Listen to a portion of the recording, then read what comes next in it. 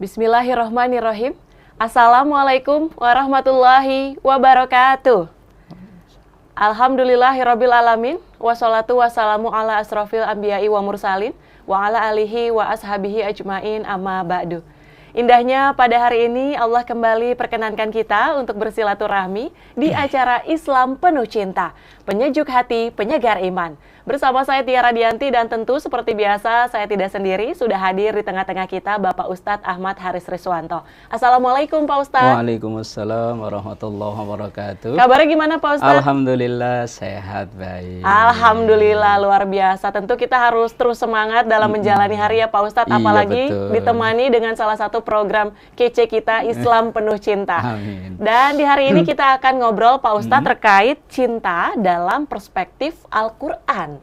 Nah, definisi cinta itu sebenarnya apa sih kalau dalam perspektif Al-Quran itu sendiri Pak Ustadz? Kalau misalnya di era-era anak muda atau Gen Z itu ada yang menyebut bahwa cinta itu tidak terbatas terhadap pasangannya, seluas samudra kayak gitu. Nah, kalau dalam perspektif Islam seperti apa? Silahkan. Assalamualaikum warahmatullahi wabarakatuh. Waalaikumsalam warahmatullahi wabarakatuh. Alhamdulillahilladzi an'ama alaina bi ni'matil imani wal islam. Summa salatu wassalamu ala sayyidina Muhammadin sahibil mu'jizati wal bayan wa ala alihi wa ashabihi wa jami'i ummatihi ila yaumiz ziham amma ba'du. Saudaraku pemirsa Sinpo TV dimanapun berada, juga Mbak Tiara, semoga kita selalu dalam naungan cinta dari Allah Subhanahu wa Ta'ala. Pada kesempatan yang berbahagia kali ini kita akan berbincang tentang cinta dalam perspektif Al-Quran. Cinta kalau dalam bahasa Al-Quran itu memakai bahasa hub atau mahabbah, seringnya kita dengar mahabbah. Tapi tidak terbatas pakai bahasa itu saja. Nanti ada beberapa bahasa yang dipakai oleh Al-Quran yang kalau diterjemahkan dalam bahasa Indonesia hampir sama, yaitu cinta. Dalam Al-Quran yang memakai bahasa hub atau mahabbah itu kurang lebih disebutkan 83 kali. Dengan berbagai macam varian bahasanya. Ada yang memakai kata kerja dan lain sebagainya. Kemudian juga selain memakai bahasa hub atau mahabbah, cinta dalam Al-Quran itu kadang memakai bahasa mawaddah. Kadang memakai bahasa rohmah. Oleh para ahli bahasa yang mencoba menggali makna yang ada dalam Al-Quran, setiap perubahan bahasa itu pasti ada perbedaan makna. Di antara misalnya mahabbah. Mahabbah itu rasa seseorang terhadap pihak lain, tidak hanya terhadap pasangan, bukan.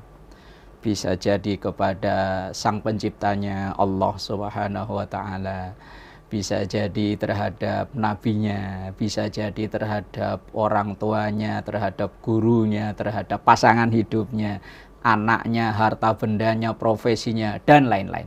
Mahabbah itu cinta dalam arti yang lebih luas, dalam arti yang mencakup segalanya. Itu cinta dalam Al-Quran yang memakai bahasa mahabbah. Kadang cinta juga memakai bahasa mawaddah. Itu kalau kita hadir di acara nganten, nah, apalagi kadang kalau anak sekarang sakinah mawaddah warohmah disingkat samawa. Ya syukur-syukur malaikatnya ngerti, yang ngerti malaikat samawa, sakinah mawaddah warohmah. Wa min ayatihi an khalaqalakum min anfusikum azwaja litaskunu ilaiha wa ja'ala bainakum mawaddata warohmah. Cinta dalam Al-Quran kadang memakai bahasa mawaddah. Itu ketika seseorang mempunyai rasa cinta terhadap pihak lain dengan rasa ingin selalu melindungi, menjaga, memberi, dan lain sebagainya. Ini cinta dengan memakai bahasa mawaddah.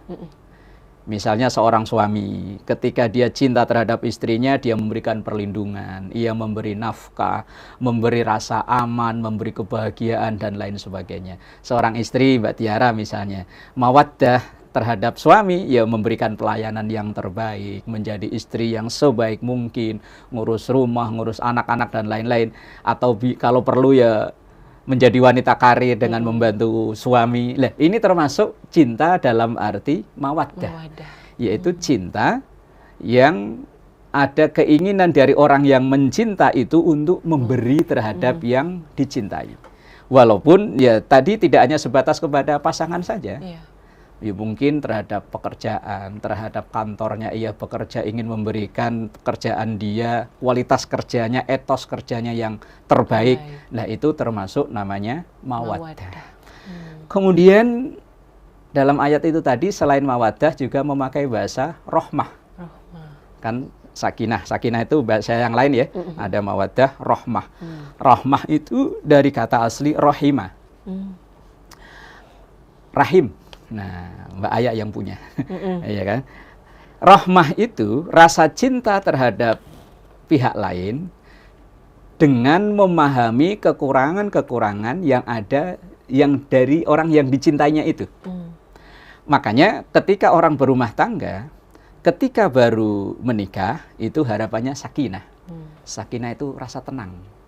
Mungkin dulu sebelum ia menikah itu perilakunya nggak begitu bagus.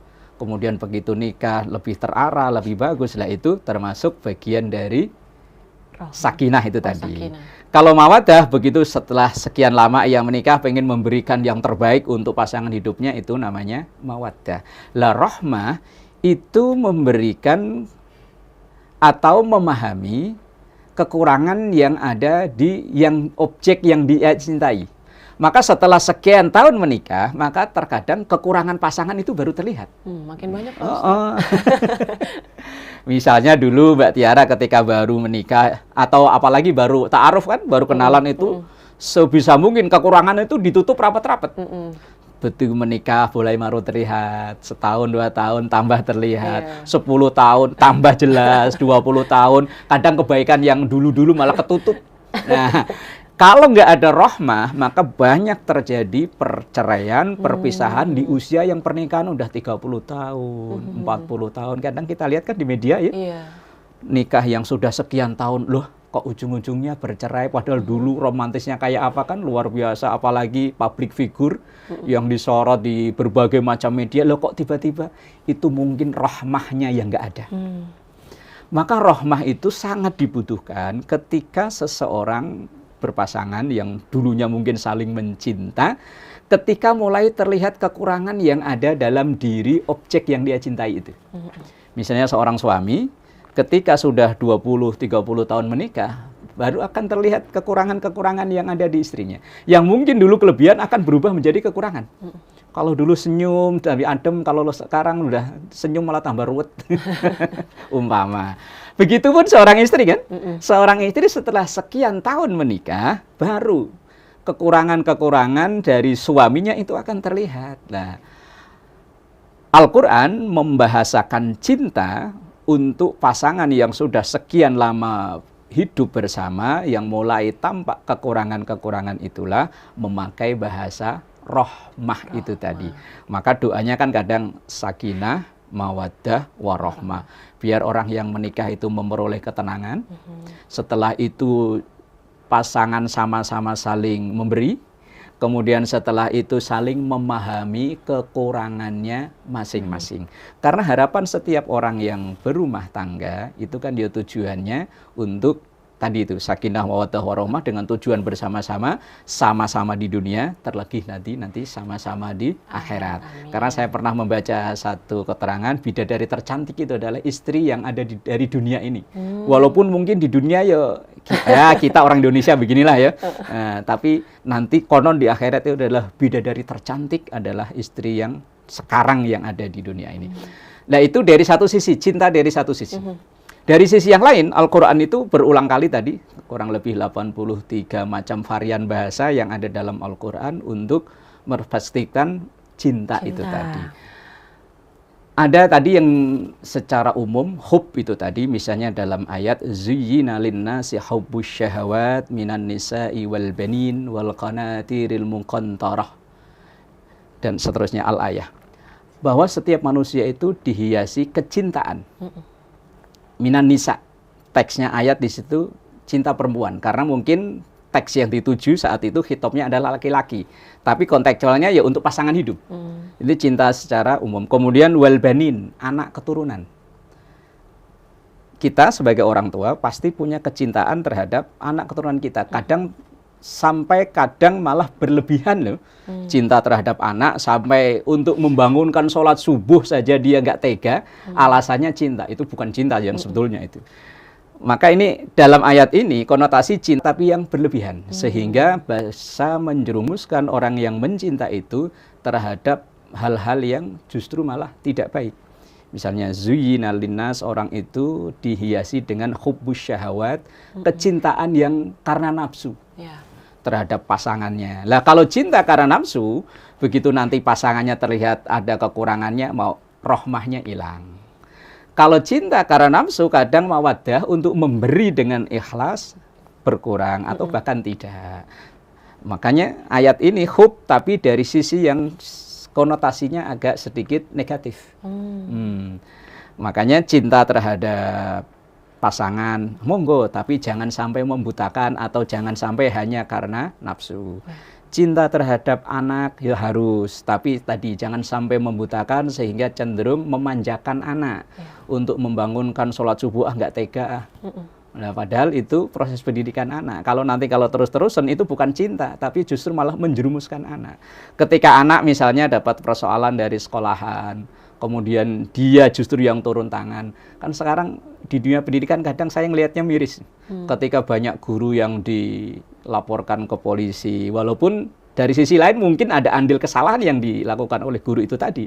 Tetapi kalau sampai cenderung dengan bahasa memanjakan anak, nah itu yang kurang bagus. Insya Allah nanti dilanjut. Wallahu a'lam bishawab. Baik, terima kasih Pak Ustadz. Tadi sudah dijelaskan beberapa ayat dalam Al-Quran terkait definisi cinta itu seperti apa. Dan nanti kita akan bahas usai jeda bagaimana mengatasi cinta yang berlebihan tadi ya Pak Ustadz, yang malah bisa menimbulkan dampak negatif. Tetap bersama kami di Islam Penuh Cinta, penyejuk hati, penyegar iman.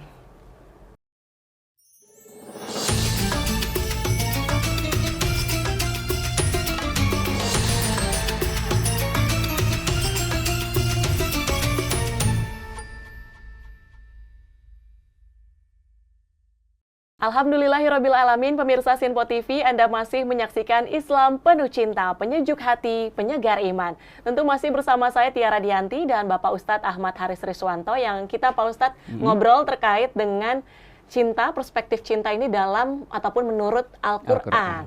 Tadi Pak Ustadz di segmen awal sempat menyinggung bahwa ternyata ada yang menunjukkan perasaan cintanya atau porsi cintanya itu berlebihan. Yang malah sebenarnya ini bisa menimbulkan efek negatif. Gimana caranya biar cinta kita tuh nggak blong gitu Pak Ustadz, nggak lost gitu aja, tetap sesuai porsinya. Betul, harus tetap ada remnya ya Pak Ustadz ya. Silakan Pak Ustadz. Baik. Saudaraku pemirsa Sinpo TV dimanapun berada, juga Mbak Tiara, memang segala sesuatu yang berlebihan itu efeknya negatif, termasuk cinta, kecuali cinta pada Allah dan Rasulnya.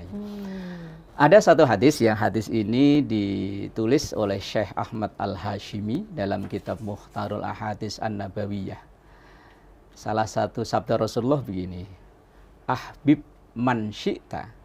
Dalam redaksi lain, ahbib ma syi'ta, ada yang pakai man itu artinya siapa, berarti kan seseorang, atau ma itu sesuatu, berarti yang bukan manusia. Ahbib man syi'ta fa innaka mufarikuhu. Cintailah siapa yang ingin engkau cintai, atau cintailah apa yang ingin engkau cintai. Kalau siapa itu tentu kan manusia. Kalau yang apa berarti kan selain manusia kan, harta benda, kerjaan dan macam-macam. Man masyita, silahkan mau cinta kepada itu silahkan, tapi ingat fa innaka mufarikuhu, engkau pasti akan berpisah dengan yang kita cintai itu. Secinta apapun kita dengan pasangan hidup pasti akan berpisah. Ya moga-moga nanti dipersatukan kembali di surganya Allah kan. Tapi di dunia secinta apapun pasti berpisah. Apakah kita yang terlebih dahulu meninggalkannya atau pasangan kita yang meninggalkannya.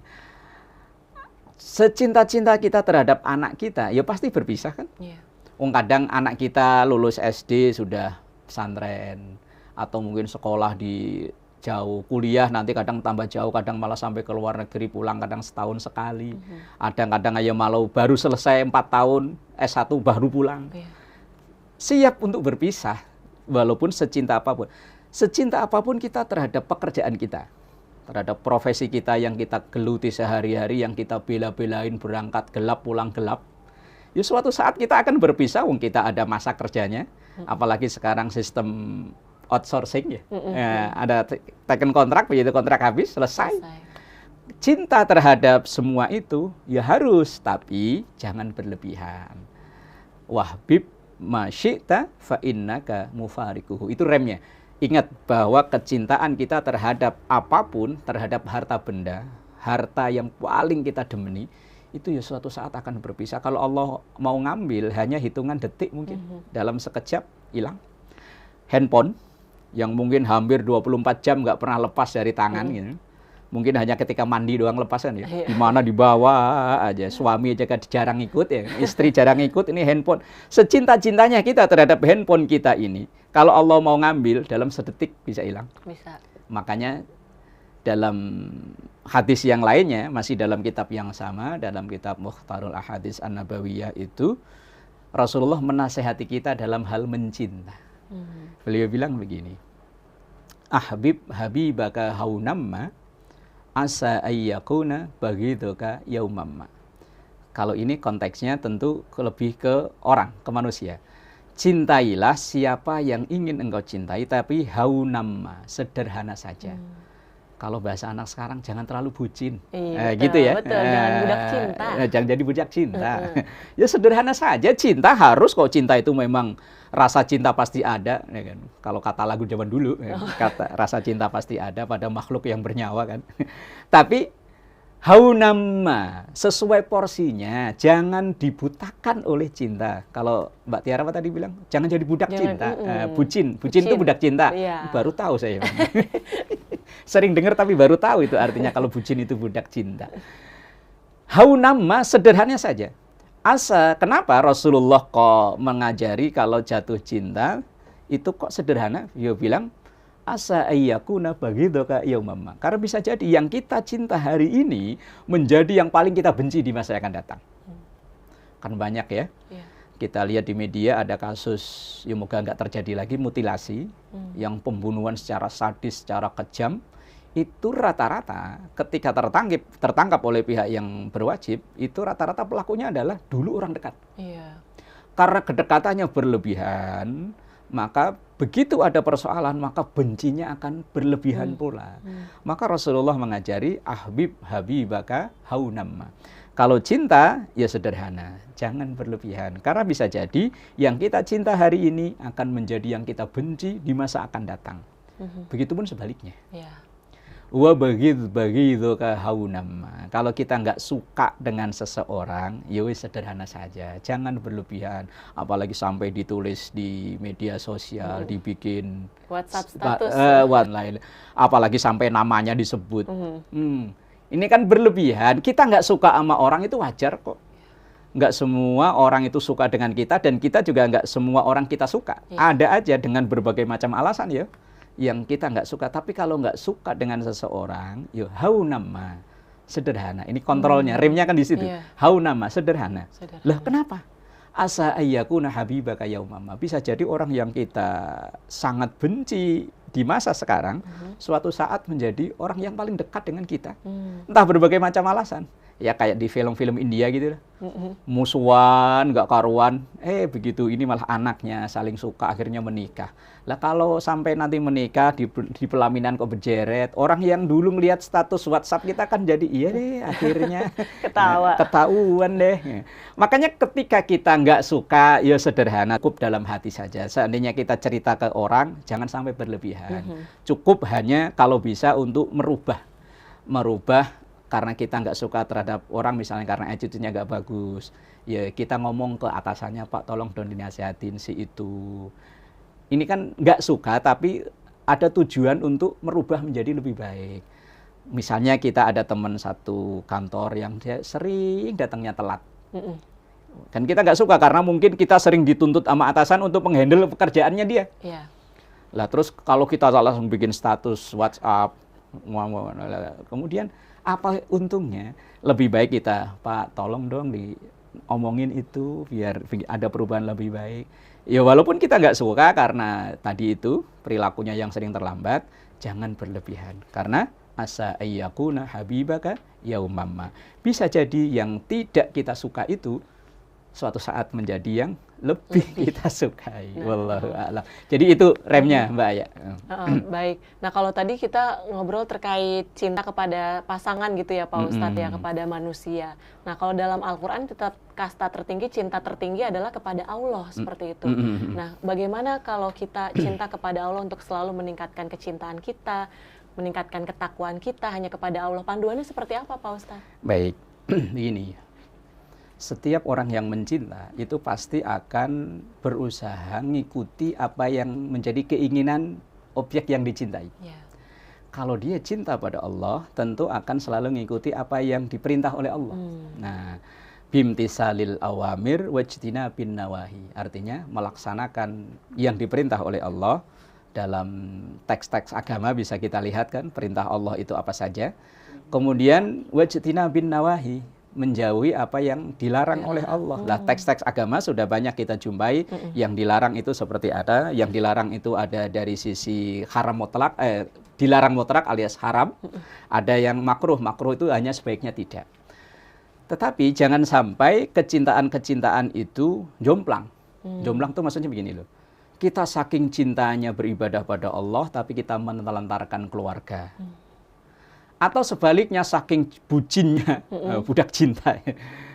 Saking cintanya terhadap keluarga sampai dia melupakan ibadahnya kepada Allah. Ini juga nggak bagus. Dalam Quran itu kan ada bunyi ayat begini. Wabtaghi fima ataqallahu daral akhirah wa la tansa nasibaka minad dunya. Kalau kalian lagi urusan dengan akhirat, jangan lupa di duniamu. Artinya kalau memang kecintaan kepada Allah harus, ini prioritas utama. Tapi jangan sampai menelantarkan terhadap keluarga. Makanya ketika ada orang yang totalitas dalam ibadah, bagus dari satu sisi ya. Dari satu sisi bagus dia. Tapi dari satu sisi, wong ibadah, Islam ini mengajarkan keseimbangan. Cinta kepada Allah, ya itu memang iya prioritas. Tapi jangan sampai mengesampingkan kecintaan kita kepada keluarga. Apalagi, misalnya saya seorang suami, saking getolnya ibadah sampai nggak mau kerja, nggak mau mencari rezeki yang halal. Ini salah total. Karena anak istri itu kewajiban kita. Kita memberatkan satu kewajiban, tapi ternyata mengesampingkan kewajiban yang lain. Nah ini tidak bisa. Dalam Islam itu keseimbangan antara hablum minallah dan hablum minannas. Antara kecintaan kita kepada Allah dan kecintaan kita kepada hamba Allah, apalagi hamba Allah yang diamanahkan ke kita. Makanya begini Mbak Tiara, ibadah itu kan ada ibadah wajib, ada ibadah prioritas. Ibadah wajib itu kita semua muslim sama persis. Lah ibadah prioritas ini yang nggak boleh ditinggalkan juga. Misalnya, kalau dia seorang pelajar, maka ibadah prioritasnya adalah belajar dengan baik. Kalau dia seorang guru, menyampaikan ilmu dengan jujur. Kalau dia seorang pejabat, melayani rakyat dengan baik. Ini namanya ibadah prioritas. Jangan sampai ibadah-ibadah yang lain dengan alasan melaksanakan ibadah yang lain, ibadah prioritasnya terganggu. Maka ibadah terbaik bagi seorang pejabat misalnya, selain sholat 5 waktu dan lain-lain, yang layani masyarakat. Jangan sampai jam kerjanya dia malah sholat duha, nggak kelar-kelar. Ini bukan orang yang nggak tahu prioritas ibadah. Dia itu punya ibadah prioritas, melayani masyarakat. Lah kalau dihabiskan untuk duha, untuk wirid dan lain sebagainya, ini yang keliru. Maka cukuplah kita ada porsinya masing-masing. Kalau memang dia seorang guru, prioritasnya ngajar dengan baik. Kalau dia seorang ustadz, seorang kiai, ya menyebarkan agama dengan baik. Kalau dia seorang pejabat, ya menjadi pelayan publik dengan baik. Kalau seorang presenter kayak Mbak Aya menyampaikan informasi dengan baik, itu namanya ibadah prioritas. Jadi antara kita ini jangan sampai hanya menitik beratkan ke satu ibadah, tapi ibadah yang lain dikesampingkan. menitik beratkan kecintaan kepada Allah, tapi menyampingkan kecintaan kepada manusia, yang notabene manusia itu adalah yang diamanahkan kepada kita. Ibadah pada Allah bagus, tapi menyia-nyiakan amanah, dosa besar. Takutnya nanti begitu ditimbang, jomplang, tekor kita. Maka ya tetap disesuaikan, diseimbangkan. Itu ajaran agama kita. Wallahu a'lam bishawab. Baik, terima kasih Pak Ustadz. Kuncinya adalah seimbang ya Pak Ustadz antara akhirat dan juga dunia. Jangan jadi budak cinta, mencintai seseorang, mencintai pasangan secara sederhana saja. Begitupun ketika mungkin kita membenci seseorang juga secara sederhana saja. Semoga Islam penuh cinta kali ini bisa memberikan manfaat bagi seluruh pemirsa Simpo TV yang ada. Akhir kata, saya Tiara Dianti, mewakili seluruh kerabat kerja yang bertugas, pamit undur diri. Terima kasih. Wassalamualaikum warahmatullahi wabarakatuh. Nastaghfirullahaladzim laqal ma'bud ya dzal jalali wal ikram. Bismillahirrahmanirrahim. Alhamdulillahi rabbil alamin. Allahumma salli ala sayyidina Muhammad wa ala ali sayyidina Muhammad. Rabbana hab lana min azwajina wa dhurriyyatina qurrata a'yun waj'alna lil muttaqina imama. Rabbana atina fid dunya hasanah fil akhirati hasanah wa sallallahu ala sayyidina Muhammad walhamdulillahi rabbil alamin.